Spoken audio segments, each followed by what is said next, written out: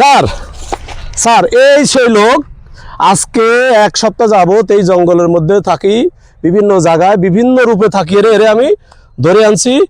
ও এলাকায় গাঁজার ব্যবসা করে, ওর পকেটে গাঁজা আছে। তুমি ভালো করে জানো না, ওর চেক করো ভালো করে কি আছে ওর পকেটে, চেক করো। স্যার আমি তো গাঁজা খাইতাম চাই না, আমার তো গাঁজা নাই।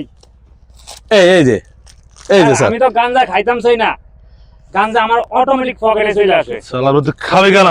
স্যার আমি তো কি বলছো? আমি এখন পরীক্ষা করে দিই, এই গাঁজা আমি এখন পুরাই দেবো, আপনি ম্যাচ দেন। আচ্ছা তাহলে স্যার ও কি বলতে চাইতেছে, ও গাঁজা খায় না, হ্যাঁ এই গাঁজা এমনি ওর পকেটে চলে আসে। প্রমাণ কি?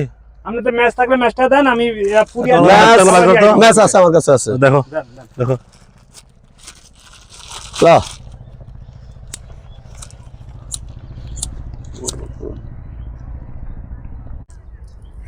এই দেখেন, হ্যাঁ রেডি দেখেন, এই যে স্যার গাঁজা পুড়ে দিয়েছি, পরে আবার পকেটে পাইবেন। দেখি আবার লাইট দে। দেখছেন?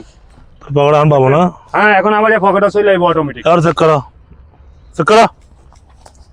আরে আমি গাঁজা খাই না। এই পকেটে তো কিছু নাই। হ্যাঁ কিছু নাই। কই তো কেমনে আসে? আপনি তো ফরমান আছে আমাদের ধরছেন যে আমি গাঁজা খাই, আমার নামে আমার যদি এখন ধরেন তাহলে আমি মানহানি মামলা করবো পুলিশের নামে। চিন্তা করা যায় কি ধরনের বাটপার।